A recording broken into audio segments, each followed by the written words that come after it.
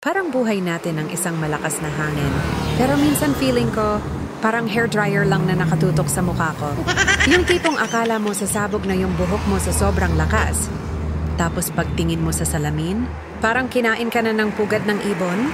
Pero seriously, life can throw some serious winds your way. Minsan, akala mo ito na ang katapusan ng mundo. Yung tipong feeling mo, Lord, bakit ako? Tapos bigla mong maaalala yung sinabi ng nanay mo na, anak, huwag kang maginarte.